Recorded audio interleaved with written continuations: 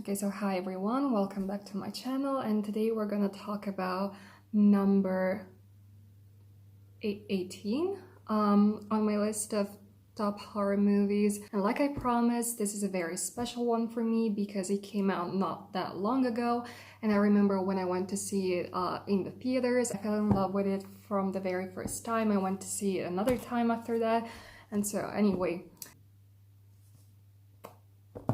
I'm talking about Midsommar by Ari Aster, and we're in 2019 with this one.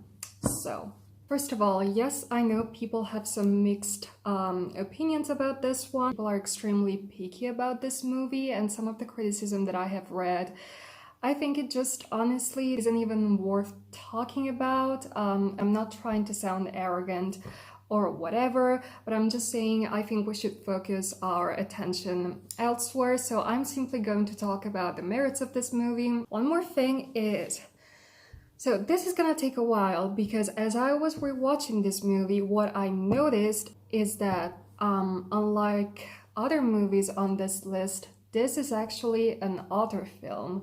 And what I mean by that is that the director, Ari Aster, I really think he's a true artist. I noticed there are so many common themes that connect each and every one of his films, and not to mention them, I just think we wouldn't have such a clear idea of what this movie means if we didn't see it in the context of his overall work. So we're gonna talk about that first and then focus on the movie specifically. I'm just gonna pull up Aster's filmography so I can tell you exactly what I'm gonna be referring to. I haven't seen everything that he has done, but I have seen most of it, so let's see. And by the way, he's also from NYU. Alright, so I have seen all of his feature films because those are just two, Hereditary and Midsommar. And I have seen two of his shorts, The Strange Thing About the Johnsons and Munchausen. So I'm gonna be referring to these four works, to his two feature films and two of his most famous shorts. And I think that's enough to give us a pretty clear idea of the style and the overall themes of this director. I identified three separate themes. Well, this is the European way, this is the American way, whatever. Yeah. Lesson from Inglourious Basterds. So I identified three main themes recurring in all of Aster's work, and these are number one, grief, number two, family, and number three, trauma. So let's talk about them individually. Let's take grief, for example.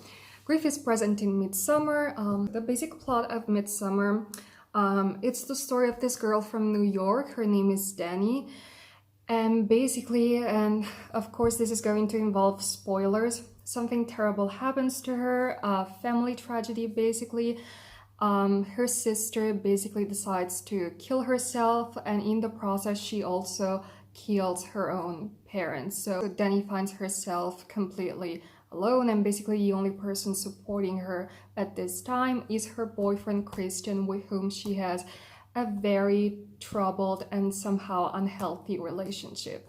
And the rest of the movie is about them going to Sweden upon the invitation of one of Christian's friends who's from there, and he introduces them to this weird Swedish community. And basically, as you can imagine, something's off with these people, and some things are going to happen to our American friends. So yes, that's the basic premise of the movie. So of course we see grief in this one with the death of Dani's parents and sister. Same as we do in Hereditary. Basically the whole plot of Hereditary centers about the death of the protagonist's mother and how she's dealing with the grief of that, as well as, spoiler alert, the death of her youngest daughter, which occurs later in the movie. And yeah, and we're not gonna talk about the way that she dies because, yes. By the way, Ari Aster is very good at making audiences feel uncomfortable, so keep that in mind if you're not familiar with his work. And finally, we can also see grief in his short Munchausen. Spoiler alert, we see it specifically at the end, but even throughout the rest of the film, the idea of loss is still present, so I would say this relates to that as well. And finally, in The Strange Thing About the Johnsons, again, spoiler alert, we do deal with grief later on during the movie. It's present in all of his work, at least the ones that I have seen. And honestly, I think this is quite an original and unusual theme to discuss in horror movies. I think that off the top of my head, the only other horror movie that I can think of that deals with grief is Don't Look Now from, I believe, 1973. And yeah, besides that, I can't think of anything else. And it's weird because horror movies, of course, are supposed to scare us, to make us feel uncomfortable. And grief is a very scary process. And it's a process that's, that affects everyone. So I think it's very interesting that he always chooses to focus on this theme, particularly for the genre that he is involved with, which is horror. So moving on to the second theme, which is family. Again, this is present in all of his work. Midsommar, Hereditary, The Strange Thing About the Johnsons, and Munchausen. Basically, they're all centered around the idea of family, and specifically of, I would say, the horrors that you find in the structure of a family. And it's different for each one of these films. If we're gonna talk about The Strange Thing About the Johnsons, if you've seen it, well, yeah, I feel the same way. Yeah, that's probably, I would even say that that's the scariest of all of his movies. Definitely the most uncomfortable one. Like, if you felt uncomfortable doing Midsommar, maybe do not watch The Strange Thing About the Johnsons, because that's totally on a different level, and I really mean it. Again, I'm not gonna spoil it, but oh boy. Yeah. All of these movies basically deal with families. All of these movies basically deal with some sort of family tragedy.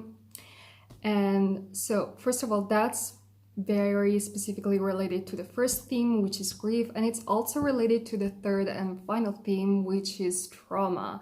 So we're gonna see in basically all of these movies that trauma is something that happens very often in the context of family. We see obviously in Midsommar, Dani's trauma is the loss of her immediate relatives.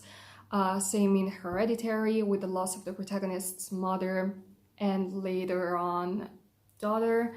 In The Strange Thing About the Johnsons, trauma takes on a whole new meaning, and let me tell you, it's messed up. Like, seriously messed up. And I am not gonna talk about it, first of all, because it's a spoiler, and second of all, because that's something to talk about perhaps in relation to disturbing movies. Yeah. And in Munchausen, again, the trauma is very specifically related to the loss of a person in the protagonist's life. So again, it's interesting because all these three major themes are interconnected together. And that sort of gives you the idea of the family environment as an environment that is very complex and very scary and uncomfortable. I would almost say that the major theme in all of Aster's work is the horrors of family. So let's talk about this movie specifically. I think that this movie is absolutely unprecedented in so many ways. I'm also referring to the aesthetics of the film. Like, the first thing that you'll notice is that this film is so bright, is so colorful. You probably know that most horror movies are set in very dark places, in very dark atmospheres. Usually you can have a cabin in the woods, you can have a cell, a cave like in The Descent, and they're usually set at night, so darkness is usually fundamental for a horror movie, but this movie is set in broad daylight and in the middle of summer, and it's so bright and it's just so beautiful. And I think the only other movie that I can think of that uses daylight in a similar original way is Texas Chainsaw Massacre. But But that's different. That's Texas. And to be fair, most of the action in Texas Chainsaw Massacre happens at night, inside the house, so it's still not the same thing. Another very original aspect about the plot of Midsommar is the fact that it not only focuses on grief and family, but also on this very unhealthy relationship that Dani has with her boyfriend, whose name I believe is Christian. A very toxic relationship for many ways. And honestly, again, I think this is something very original to do in a horror movie, because let's be honest, is there anything more terrifying than relationships? And this one is really dissected in a very uncomfortable way. Like, it's a relationship that from the very beginning is obviously dying, and it just gets worse as the film goes on. And obviously we see everything through Dani's perspective, so we really feel all the pain that she's going through and all the disappointments and the trauma related to this gradual separation from Christian. I don't think I need to mention this, but Christian is clearly an asshole, not just in the way that he treats Dani, but also in the way that he relates to his other friends. Yes, I do feel sorry that he's basically drugged and practically raped, but again, I do not condone his other actions throughout the movie, so yeah. Some of the other themes explored in the movie are obviously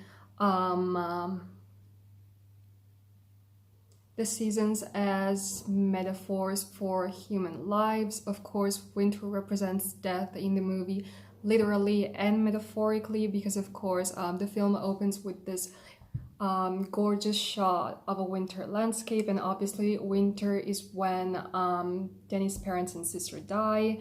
And Summer, on the other hand, represents Dani's rebirth as a member of the community, and as that moment when she's finally able to sort of deal with grief and accept what it really means. And I think that this process starts at the Ättestupa point. Sorry for my pronunciation, I don't speak Swedish, because that is the moment where basically she relives the experience of losing her parents, because in case you didn't know, Ättestupa is one of the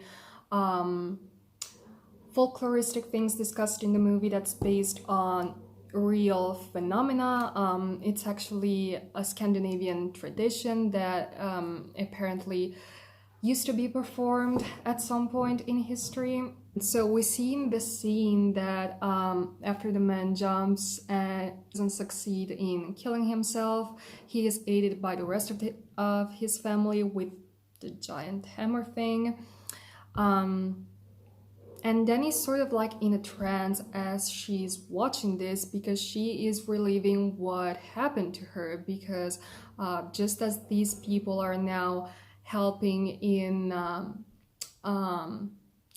killing a family member, her sister previously killed her own parents. The process of Ättestupa has already happened to her, and she is now reliving it. She is learning about the symbolical meaning of this process. Other things that are based on actual historical facts throughout this film are obviously the Maypole ritual and dance, the love spell, the blood eagle, which is what happens to Simon, and it's particularly brutal. The so-called Nabrok process, that's actually from Icelandic folklore, and that is the practice of basically skinning people and then wearing their skin. And yes, this is a real thing. This wasn't invented for the movie, but like I said, it actually comes from Iceland, not Sweden. But yeah, it's a real thing, and it's also referred to as necropants. And if you don't believe me, yeah. Moving on. And I kind of want to challenge you all to identify the antagonist in this movie, because it would appear that Christian is somehow the main antagonist in this movie, but at the same time, speaking in a more traditional way, the community is supposed to be the antagonist because they're the ones doing all the deceiving and the killing, but they are not actually mean people. We know that they welcome Dani, that they help her deal with her suffering and with getting over her grief. So we see this kind and empathetic side of them, but at the same time we also see their ruthless criminal behavior, their barbaric practices. The community itself is a very interesting character because on the one hand it's supposed to be the main antagonist of the movie, and on the other hand is this very positive force that sort of helps Dani overcome her trauma and grief. So that's another thing that I found extremely interesting about this film, is that we have this very bipolar character. I don't think it's a coincidence that this community, which is meant to be like this huge symbolic family, is a place where so many traumas take place, where so many disturbing things take place, because again, that's a very recurrent theme in Aster's work, is the family as the center of so many horrors, of so much trauma and loss. Alright, so I'm gonna wrap this up, otherwise this video is gonna get too long. Thank you for watching. Like and subscribe if you like this video. If you didn't, let me know in the comments and I'll try to do better next time. And I'll see you all in the next episode.